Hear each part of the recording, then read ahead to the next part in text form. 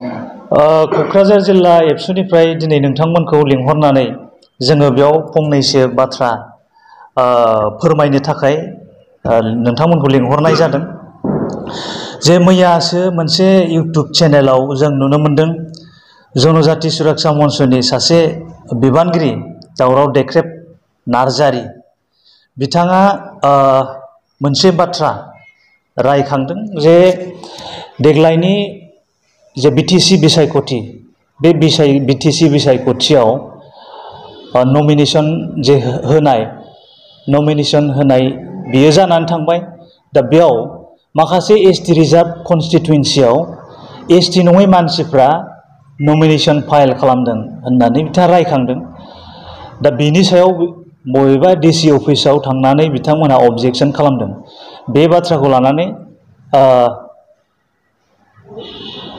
DC अफिसफोराव अबजेक्शन होनायखौ जोंबो मोजां मोनदों।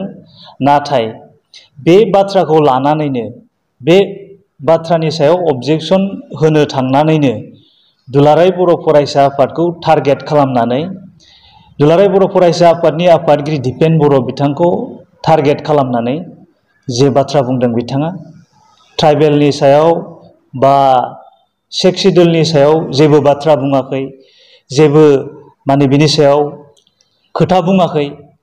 बेबायदि होननायासो बिथांनि मुल एजेन्डा बा मुल अबजेक्टिभ बायदि जों मोनदों।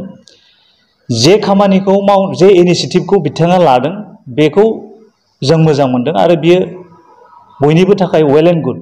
नाथाय बेखौ बुंनो थांनायावनो बबेबा मोनसे आफादखौ दुलाराय बर' फरायसा आफादखौसो सोंखारिनो थांनाया बेयो जोंनि थाखाय मोजां जायाखै।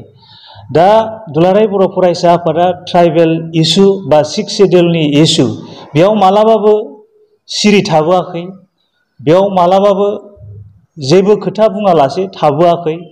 माखासे सान सिगां सोरबा माने दलनि नेशनेल पार्टिफोरनि मानसिफ्रा जे बाथ्राफोरखौ बुंनानै जोंनि ओनसोलाव गुलाय गुजाय मोनसे थासारि लाबोनो नाजादोंमोन सिक्स शिड्यूल आरो ट्राइबेल बेल एन्ड ब्लक बेखौ लानानै। दा बे टाइमावबो बे सिचुएशनावबो दुलाराय बर' फरायसा आफादनिफ्राय स्ट्रं मोनसे अबजेक्शनखौ होबोदों, स्ट्रं माखासे स्टेटमेन्टफोरखौ होबोदों। बे बाथ्राखौ दावराव देख्रेबमोन बादिया नुसनदोंना नुसना बा बुजिदोंना बुजियाखै जोङो बेखौ मिथिस'नो हाया। बिथांमोनहा जे खोथाखौ लानानै जे मोनसे थांखिखौ लानानै हाबा मावनो थांदों बेखौ एरायनानै एबसुखौ सोंखारिनायासो बिथांमोननि आसल एजेन्डा जानायखौ जों नुनो मोनदों। खालि बे बिथिङावल' नङा, गुबुन गुबुन बिथिङावबो।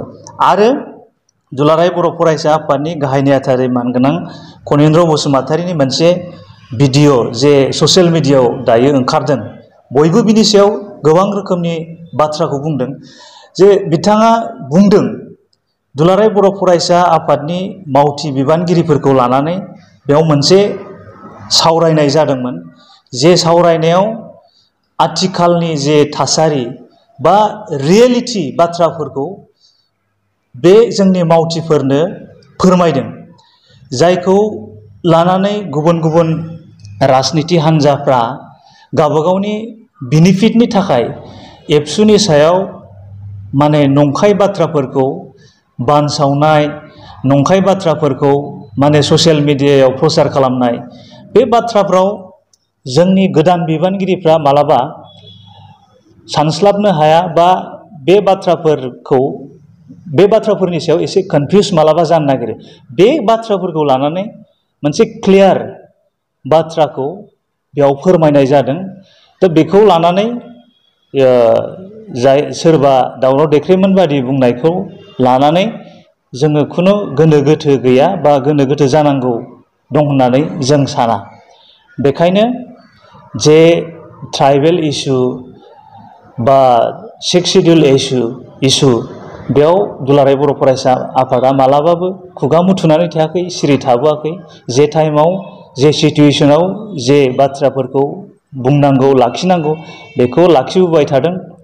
आरो जे एसटि रिजार्भ कन्स्टिटुएन्सियाव जुदि एसटि नङै सुबुंफ्रा नमिनेशन बेयाव फाइल खालामदोंबा बिनि सायाव दुलाराय बर' फरायसा आफादनिफ्रायबो इनभेस्टिगेट खालामनाय जागोन, नायबिजिरनाय जागोन।